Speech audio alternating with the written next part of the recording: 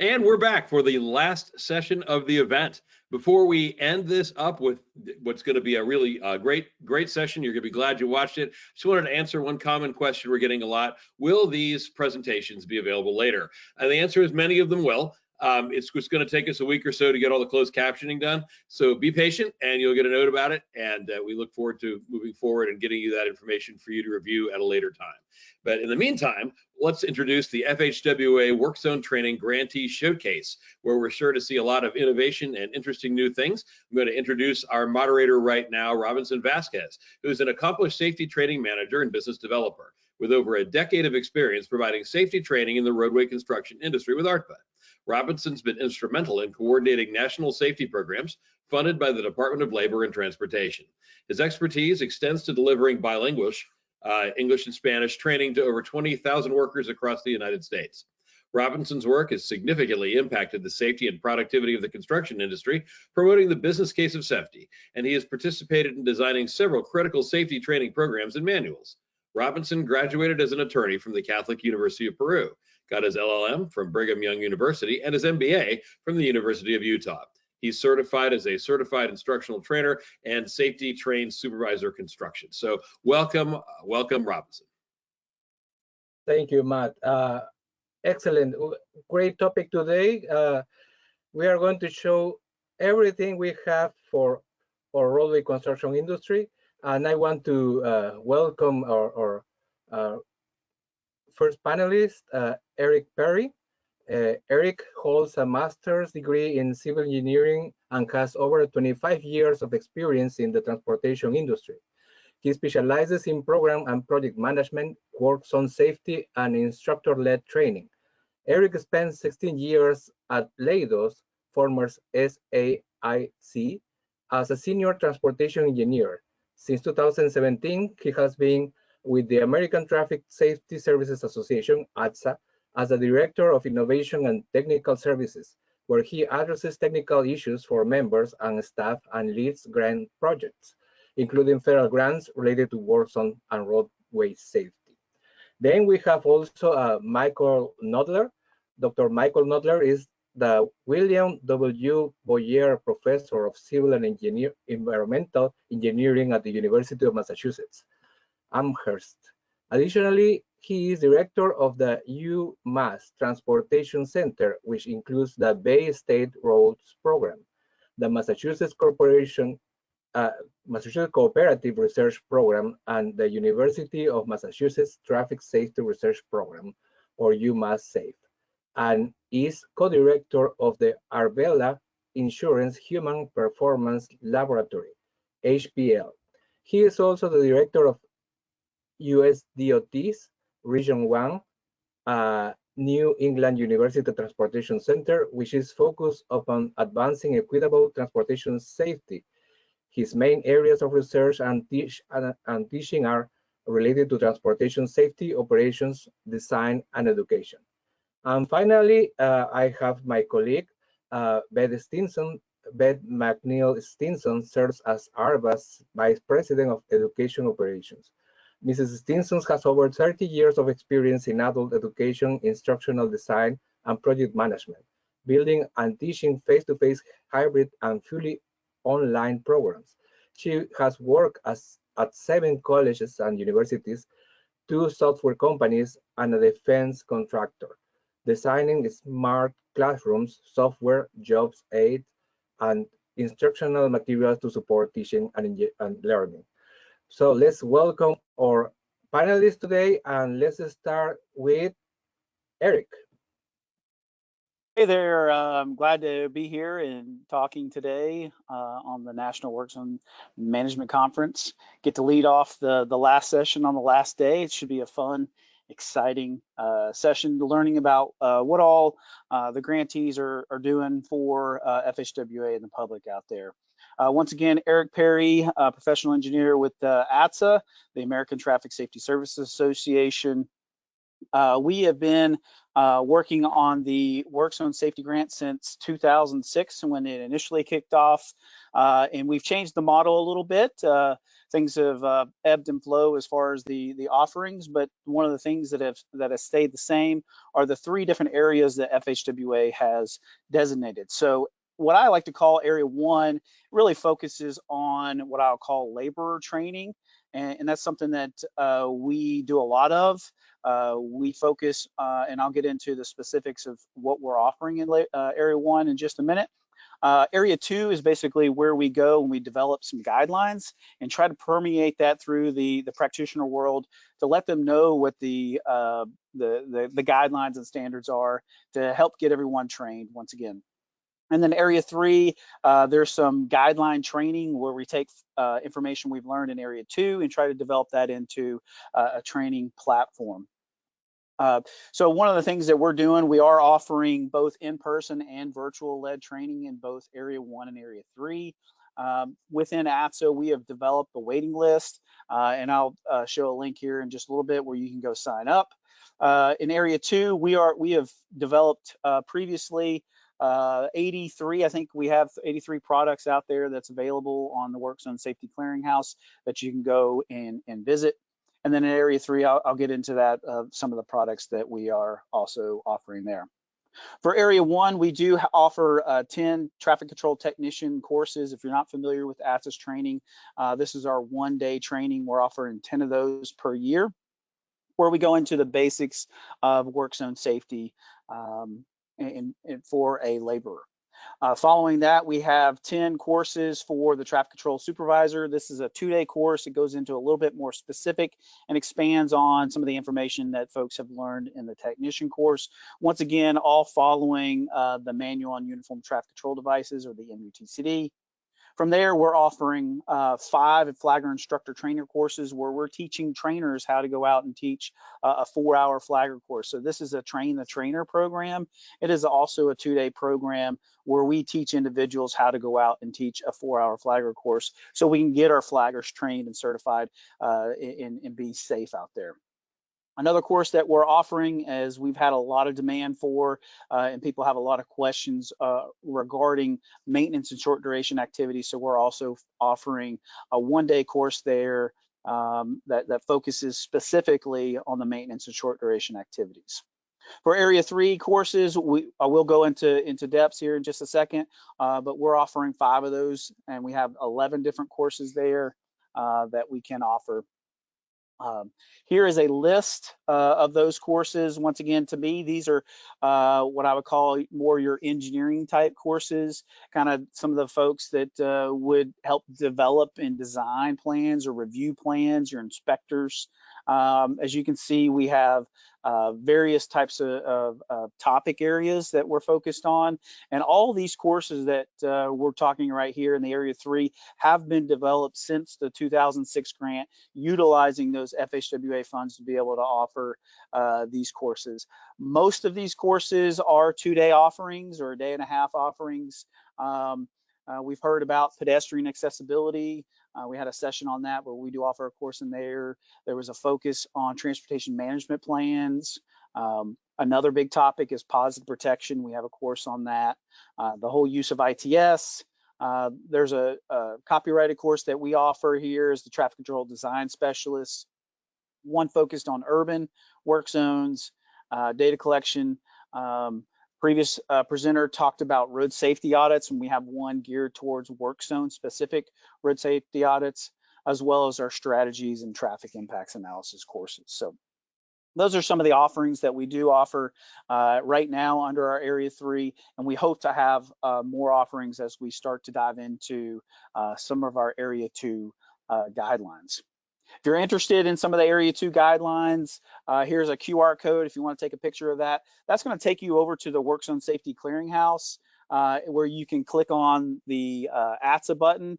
And like I said earlier, we have 83 products there that we've developed under all the previous WorkZone Safety grants. We've got 32 existing guidelines, 13 training modules, 12 podcasts, 5 videos as well. But as part of the what I'll call the 2023-2024 WorkZone grant, we're looking to hold practitioner work group meetings to get a focus on what do they want us to focus on, what topic areas are hot and heavy right now that we need to focus on and get the word out to all of our practitioners. So we're going to hold meetings there to basically refine what we want to focus on as we move forward. With that, we're going to then go in and identify some updates to some of our guidelines. And as you can see here, we're going to update 2 of those existing 32 guidelines that we already have out there. One interesting project that we're going to work on under this grant, this goes all the way back to a 2009, 2010 project that I worked on as a subcontractor to ATSA under their first grant. We're going to do these product demonstrations where we're going to ask manufacturers to get in a room and demonstrate these products, whether it be pedestrian or AFAD or ITS type projects, to basically kind of show off the bells and whistles. And so we're going to get a group of practitioners, DOT practitioners, to provide some feedback to those manufacturers and also allow the practitioners to learn more about what products are out there and available. Once again, we have previously done one under the ADA. I don't have a QR code to that video, but that video is still out there. It's about a 13-minute video, just kind of highlighting some of the activities that we did under a previous demonstration. Like I said, we gathered everybody in and kind of showed off some individual products there that were available. With that, I'm going to keep my aspects pretty short and sweet. Just wanted to kind of give you a quick overview of kind of what ATSA has to offer under the Work Zone Safety Grant. Once again, American Traffic Safety Service Association grant overview. And if we have any questions, I think we're going to take those at the end, but otherwise I'll turn it over to the next presenter. Thank you, Eric. Let's continue with Michael. All right, thank you very much for the introduction, and I'm excited to be here. And like Eric was just talking about, we're excited to be showcasing some of the work that we're doing under the umbrella of our FHWA grant. I know today is meant to be sort of short and sweet, quick hits in terms of a quick update of what we're working on. But I would also say as part of that, it's an open invite for any of you to connect with me afterwards. I'd love to chat with you, hear about what you might be up to or how it's something that we might be able to fold into. I think our grant is a little bit different in the sense that than most of these. We do, under the umbrella of the Transportation Center, we do a fair amount of training. And as you would imagine, Work Zone's a big part of that. But we wanted to take a step back and see where we were at with respect to the guidelines, and then ultimately how that might change what it is that we put into training materials. And so that's really some of the focus. And we're applying a couple of different strategies. So as part of this, just a quick little bit about our group. So under the umbrella of the Transportation Center, we have a safety center. It's called UMass Safe. It's been in existence for a better part of 2 decades. It's really where science, data-driven problem identification comes together with traditional highway safety practices. Basically, what that means is it's a really multidisciplinary, collaborative bunch that from which a lot of really great, in my biased opinion, safety things come from. And so we love chatting with folks from different backgrounds as part of the work that we're doing. In terms of this particular grant, it's a little bit constrained. We're focused mostly on the Northeast geographic region. We were asked to specifically define what states that might include, and so you see the sort of the illustration there, as well as the list of states on the left-hand side, as well as the different stakeholders of interest. And obviously, it would include, the safety sections within the DOTs, as well as engineers, but also law enforcement, research community, traffic control coordinators, representatives of roadway workers, and other stakeholders as we've identified throughout. And really what we're doing within that particular group is our project has 4 key goals. And the first one is really to quantify current levels of work zone safety programming within the Northeast. And that task is really in the form of strategic interviews, where we're reaching out to a lot of those stakeholders that I just mentioned, and getting a sense of what it is that they're doing from a safety programming perspective, and just trying to see where we're at with respect to activities in the states. We're also pulling together work zone crash data or work zone data in general, and using that as part of a regional problem identification analysis. Much of the training that we're focused on is really becoming more and more data driven, right? It's a phrase that we hear often, and we're really working to support that by identifying what data is available, how does it differ across the states within our region, and what might that look like. We're also doing something that's kind of unique, and I'll talk a little bit more about this in a bit. This is some work that we've done under our work with the Federal Motor Carrier Safety Association on a couple of instances, is we really look to engage perspectives of those that might have experience with work zones. And so what we're doing is we're doing a comprehension of driver safety experiences in work zones. So it's going to be a national survey where we're looking at some of the driver behaviors in work zones with the specific goal of using that information, so spinning that information around and using that to revamp guidelines and also to integrate that into the curriculum. Obviously, we suspect it will focus on things that we hear about regularly, such as speeding, distracted driving, etc. But we're really seeing what the impact of those behaviors on work zone behaviors are. And then last but not least, we're going to prioritize and share the most applicable and effective work zone safety guidelines, as well as associated best practices via many of the same vehicles that Eric was just alluding to a minute ago. So I won't spend tons of time talking about this in terms of the project tasks. But really, I alluded to it a second ago, we're doing those key informant interviews. It's really looking at state-specific data-driven initiatives, state-specific work zone safety guidelines, as well as state-specific work zone safety risk needs. We're also completing that problem identification task, as well as the regional crash identification analysis, and then that work zone driver experience that I just mentioned a bit ago, where we'll collect and quantify the safety-related experiences of drivers navigating work zones. And that's something I'm pretty excited about. I don't know that anything like that has been done in recent years. And so we're pretty excited about the data that we're going to be able to extract from that and what that might mean in terms of how we can update the guidelines and how we can pull that information into our training resources. And then we're going to determine recommendations for guideline improvements on the heels of all of those initial tasks, and then outline next steps, and then document it and share it however best we can. Just really quickly with the last couple of minutes that I have left. So we've already started a number of these interviews. And so I'll just touch on some of the initial highlights, and this is really just scratching the surface type stuff, but just to give you a flavor for some of the things that we're at. For example, we're talking about police presence, who's using the law enforcement community, who's not, when they are, when they aren't, what are the rules in terms of how that might be engaged, and what are some of the challenges they might be having. And so, for example, police presence are often used, but staffing shortages might limit the effectiveness. And when there is a detail, it limits their ability to carry out enforcement, which, you know, we've heard from others is actually something that they'd rather they were able to do enforcement rather than just sitting there with the lights, perhaps. And so that's something that we're talking about. We've heard about automated speed enforcement earlier in the week. 4 of the states are in varying degrees of piloting automated speed enforcement. Pennsylvania has a very mature program in the 5th year of their pilot. Vermont is just now looking for vendors, and so trying to get a handle on what that looks like and what some of the specifications are across our area. And then other things. So, for example, you know, double fines and are they being applied consistently? What's that look like? As well as you know, how can we help support the states? And so, as an example, you know, Massachusetts is having a bit of a challenge in terms of getting legislative traction for automated enforcement. And so, what can be learned from other states that have had success, or what were some of the pitfalls or concerns, and how that might have helped others learn from those experiences. We heard a lot, and I know Eric and the group at ATSA does a lot of work in this area.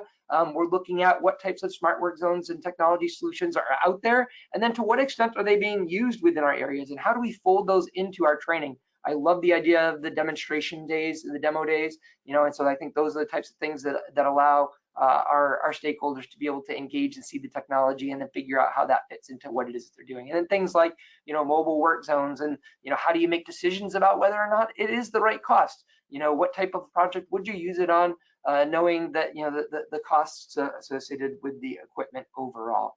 I also mentioned this in the beginning, but we are doing a fair amount of work as it relates to pulling together data. A lot of it is state specific in terms of different types of crash data that might be available, as well as work zone data that might be available.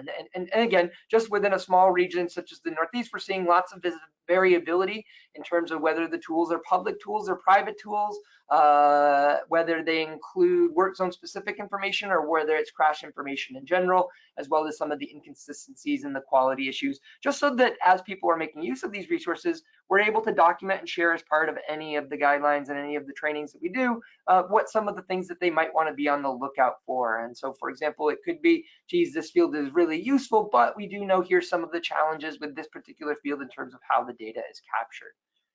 And then, just a really slick look at the data collection and work zone performance in terms of, like I mentioned, some of the different data that would be work zone specific and what that might look like. And so I'll wrap up by saying some of the initial takeaways and future focuses is just thinking about this from an agency perspective of balancing worker safety with practical considerations.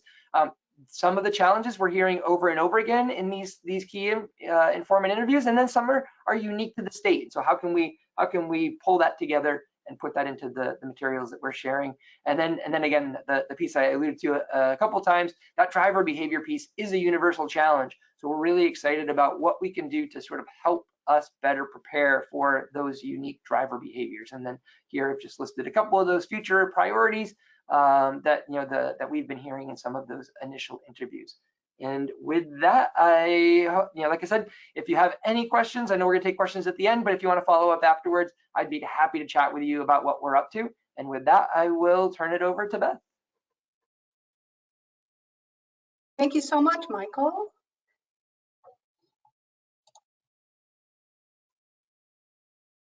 So I guess I'm the last presenter of the last day of the conference. So thank you everybody for sticking around till the very end. And I'm going to share with you what we are doing at ARTBA and our safety team, which you've met Brad and Rob already, and then it includes me. So first off, we are a partner in the National Work Zone Safety Information Clearinghouse, who is a sponsor of this particular conference. We have been online since COVID, and I'm happy to announce that next year in 2025, we will actually be able to have this conference in person. So stand by for information about that in the coming months. On this slide is some history of the clearinghouse, and it really is the largest repository for work zone safety related information. If you haven't visited, I invite you to do that.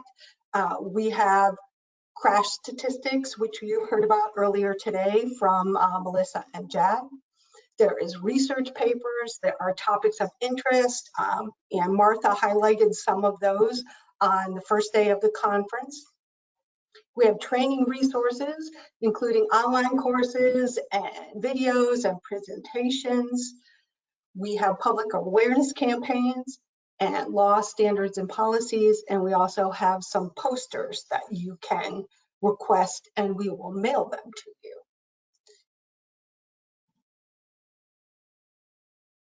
And then we have an FHWA training grant, and this has multiple facets. So we are going to teach 30 classes per year, face-to-face or virtual. Some of the courses that we offer are an OSHA 10-hour that's focused specifically on roadway construction, fall prevention, roadway safety plus, safe trenching and excavation, and other topics as requested. Part of our safety training grant is also partnering with TTI to develop guidance for work zone related topics. And one of the hot topics is driver behavior in work zones, and we heard a lot about this during this conference. It's a big problem. How do we get at that? And can we create some guidance to help navigate that problem? Also, we're going to be looking at guidance for temporary traffic control management, the placement and removal.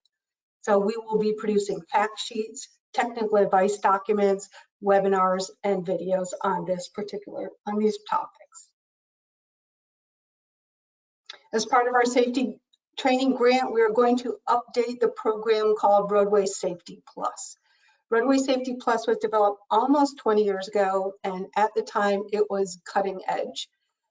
It was a program that was targeted to instructors, and it was filled with slides and documents and interactions that could be used to illustrate to workers things like swing fall and how far you could be seen at night wearing particular types of PPE. And the technology that it was originally developed with is no longer available. So we're going to completely redesign the user experience for a new, very tech-savvy group of users. So we're also going to update the information that's available in this program to comply with MUTCD 11th edition and other regulations that have changed since this program was originally developed. And of course, we'll modernize the graphics and the video and the interaction. Another facet of our training grant is to update and maintain the online learning center. So we're going to update all of our courses to comply with MUTCD 11th edition and other regulations. Currently, we have 23 online courses that are available through the Work Zone Safety Grant. You can get there going to the Online Learning Center or through the Clearinghouse. And these courses will modernize the graphics and the video and interactions.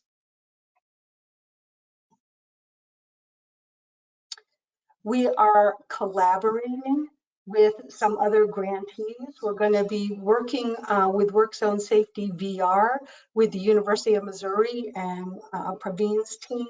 He talked earlier in the conference, so we'll be working with them to develop some VR specifically targeted at roadway safety and most likely having to do with internal traffic control.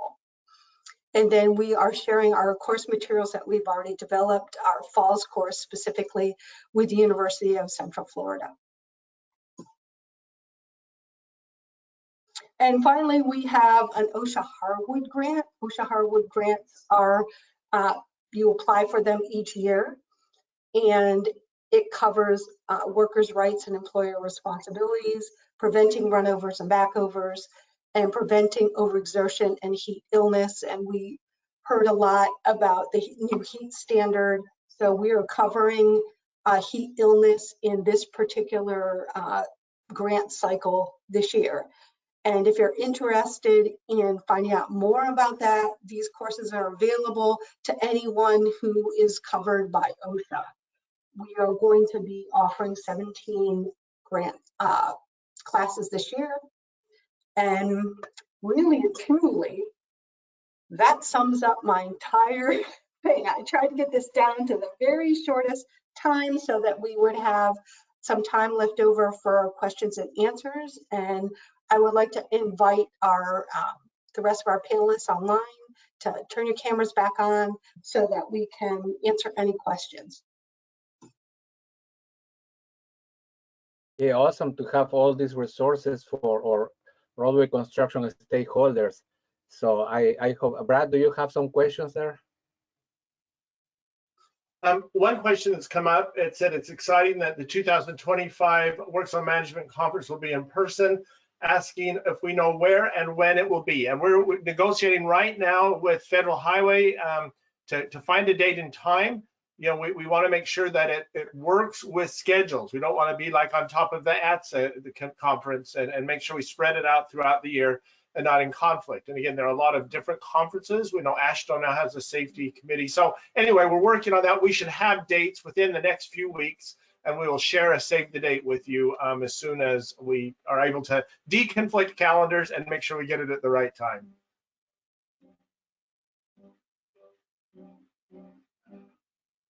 Excellent. So just thank you to Eric, Michael, and Beth for your presentations. I hope our people have been taking note about all these resources that we have thanks to the Federal Highway Administration grant and the OSHA grant too, and all the resources. Matt, do you have any additional words, or Brad?